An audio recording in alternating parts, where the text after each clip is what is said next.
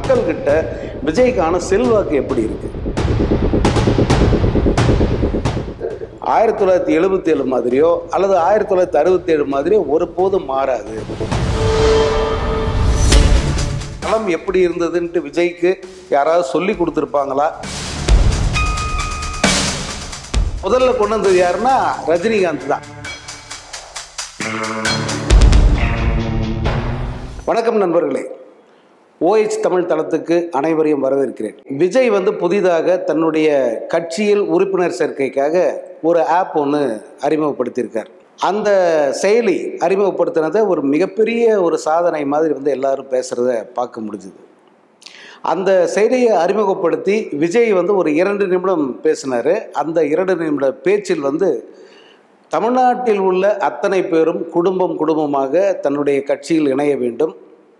அதே போல் 1967 மற்றும் 1977 இந்த 2 தேர்தல்களிலும் என்ன மாற்றம் நடந்ததோ, அதாவது சரித்திர மாற்றம் அப்படின்னு சொல்லுவாங்க, அந்த மாற்றம் இந்த 2026 நடக்கும்.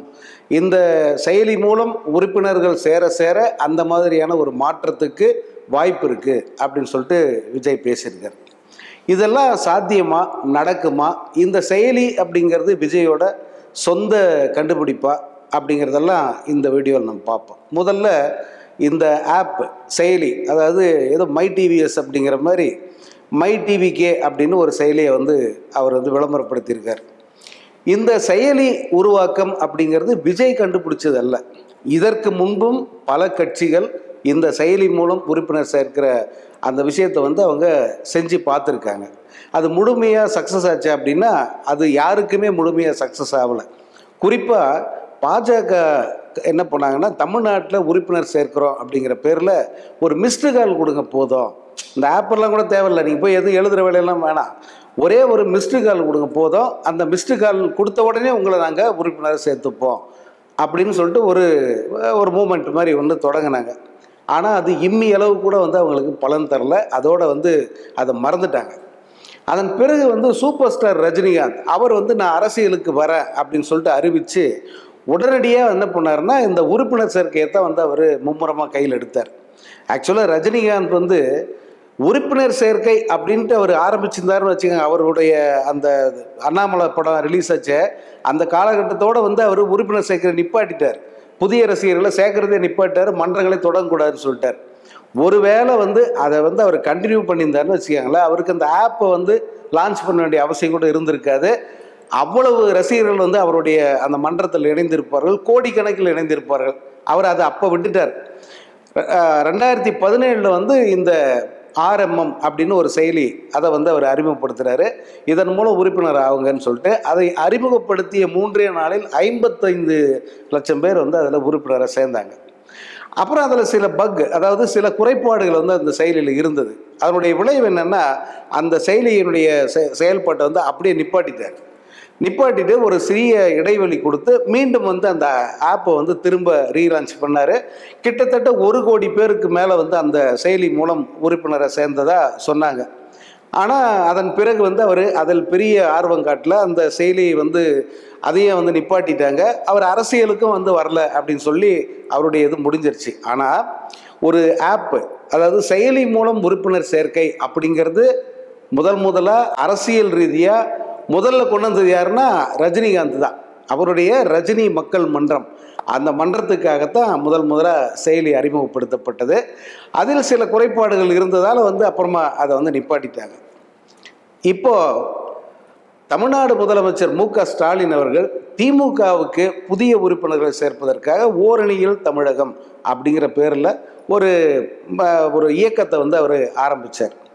இதில் சில குற்றச்சாட்டுகள்லாம் சொன்னாங்க, அது ஒரு பக்கம். ஆனால் அந்த ஓரணியில் தமிழகம் அப்படிங்கிற இந்த முதல்வருடைய அந்த கோரிக்கையை பெருமளவு மக்கள் ஏற்றுக்கிட்டதை பார்க்க முடிஞ்சது. அவர் நடைப்பயணம் போனது, அதே போல் அவரது கட்சியைச் சேர்ந்த அமைச்சர்கள், நிர்வாகிகள் இவங்கெல்லாம் வீடு வீடாக போயிட்டு அந்த கட்சிக்கான உறுப்பினர்கள் சேர்க்கையை கொண்டு போய் அந்த படிவங்களை நீட்டிய போது மக்கள் தன்னெழுச்சியாக அதில் நிறைய பேர் சேர்ந்ததை பார்க்க முடிஞ்சது.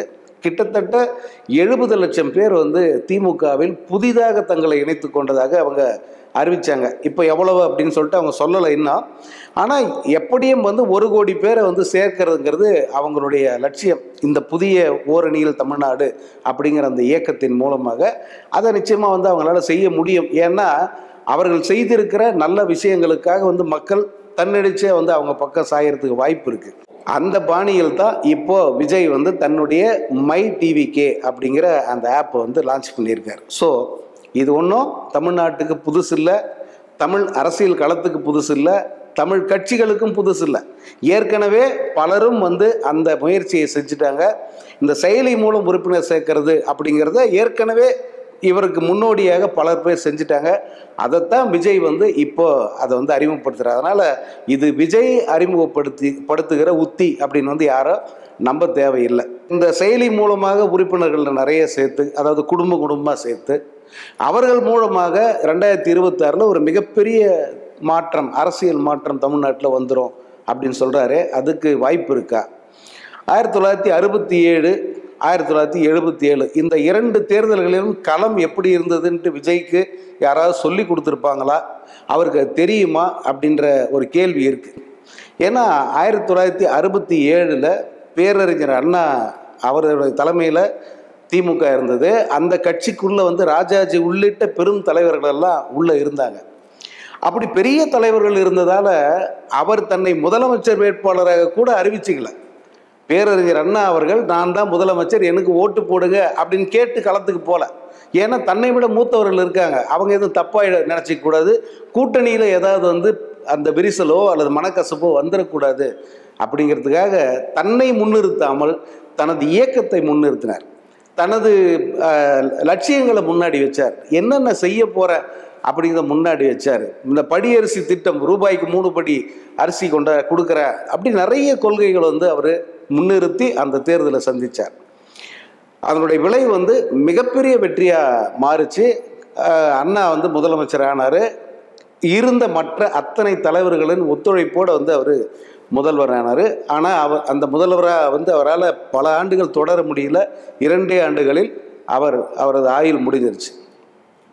அதன் பிறகு நடந்த தேர்தலில் கலைஞர் தலைமையில் திமுக கழகம் தேர்தலை சந்திச்சது.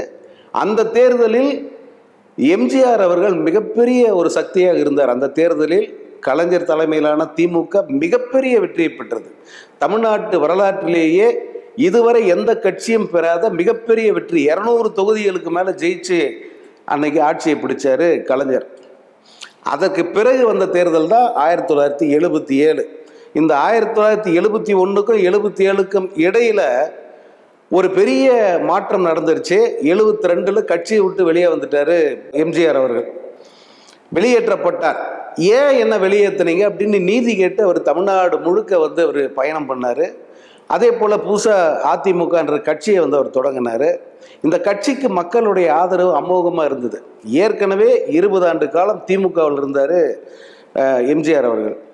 ஸோ அவருக்கு அரசியல் புதிதல்ல, களம் புதிதல்ல, தேர்தல் புதிதல்ல, மக்கள் புதிதல்ல. அதனால் அவர் 20 ஆண்டு காலம் திமுகவிலிருந்து அதிமுகவுக்கு அதிமுகன்ற கட்சியை தொடங்குறாரு. இந்த திமுகவில் அவருக்கு இருந்த ஆதரவு ப்ளஸ் பொதுமக்கள் ஆதரவு இது எல்லாம் ஒன்றா சேர்ந்து எம்ஜிஆருக்கான ஆதரவாக மாறுது. 72 அவர் கட்சி ஆரம்பித்த 6 மாதத்துக்குள்ள முதல் வெற்றியை பார்த்துட்டாரு.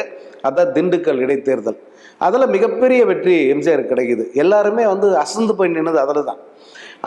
அதற்கு அடுத்த 5 ஆண்டுகளுக்குள்ள வந்து அவர் ஆட்சியை பிடிக்கிற அளவுக்கு வந்து கட்சியை வளப்படுத்தினார், மக்களை சந்திச்சார். மக்கள் அவர் மீது வந்து அந்த அளவுக்கு அன்பு காட்டினாங்க. தங்களில் ஒருவராக அவரை பார்த்தாங்க. அதனுடைய விளைவு தான் 77 அவருக்கு வந்து வெற்றி கிடைச்சது. இப்போ விஜயை வந்து அந்த மாதிரி மக்கள் பார்க்குறாங்களா அப்படின்னு ஒரு கேள்வி இருக்குது. மக்கள்கிட்ட விஜய்க்கான செல்வாக்கு எப்படி இருக்குது? இப்போ இளைஞர்கள் மத்தியில் அவருக்கு மிகப்பெரிய செல்வாக்கு இருக்கிறதா சொல்கிறாங்க. சரி, அதை ஓரளவுக்கு வந்து நம்ம ஏற்றுக்கலாம். ஏன்னா நிறைய அவரது ரசிகர்களில் 90% பேர் வந்து இளைஞர்கள் தான். அதனால் இளைஞர்கள் மத்தியில் அவருக்கு ஒரு ஆதரவு இருக்குது.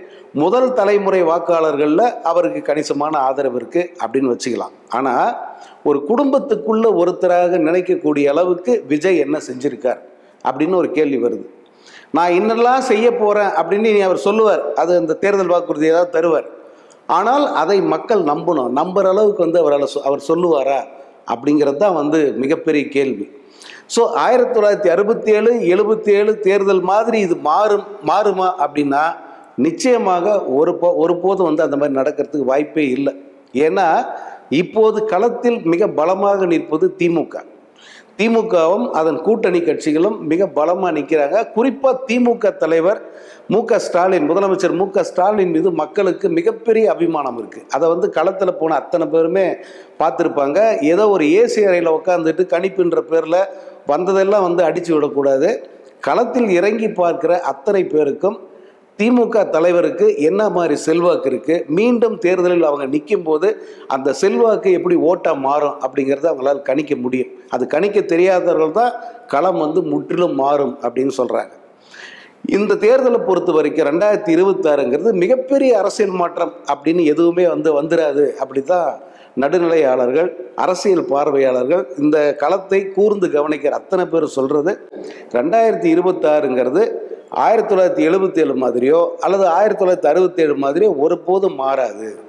இந்த களத்தை பொறுத்த வரைக்கும் இப்போ நமக்கு என்ன நடந்துக்கிட்டு இருக்கு, நமக்கு யார் நல்லது பண்ணுறாங்க, யார் வந்தால் இந்த நல்லதெல்லாம் தொடரும் அப்படிங்கிறத தான் மக்கள் சிந்திக்கிறாங்க. அதை வைத்து பார்க்கும்போது விஜயுடைய டிவிகே அல்லது அதனுடைய கூட்டணி, அதே போல் அந்த பக்கம் அதிமுக பாஜக கூட்டணி அல்லது நாம் தமிழர் சீமான், இந்த 3 அணிகளையுமே வந்து மக்கள் முழுமையாக நிராகரிக்க வாய்ப்புள்ளது அப்படின்னு சொல்கிறாங்க. இது வந்து நம்ம தேர்தல் கணிப்போ அல்லது தேர்தலுக்கு முன்னாடி சொல்கிற ஜோசியமோ கிடையாது. கள யதார்த்தத்தை மையமாக வச்சு அரசியல் கணிப்பாளர்கள், அரசியல் திறனாய்வாளர்கள் சொல்கிற கருத்துன்றது இந்த தேர்தலை பொறுத்த வரைக்கும் விஜய் சொல்கிற அந்த கணக்கு, விஜய் சொல்கிற அந்த அரித்மெட்டிக் அல்லது விஜய் சொல்கிற அந்த மாற்றம் என்பது சாத்தியமில்லை அப்படிங்கிறது தான் அனைவரது பார்வையாக இருக்கிறது. இந்த வீடியோ உங்களுக்கு பிடிச்சிருந்தா லைக் பண்ணுங்க, ஷேர் பண்ணுங்க, கமெண்ட் பண்ணுங்க. மறக்காம OH தமிழ் சேனலுக்கு சப்ஸ்கிரைப் பண்ணுங்க.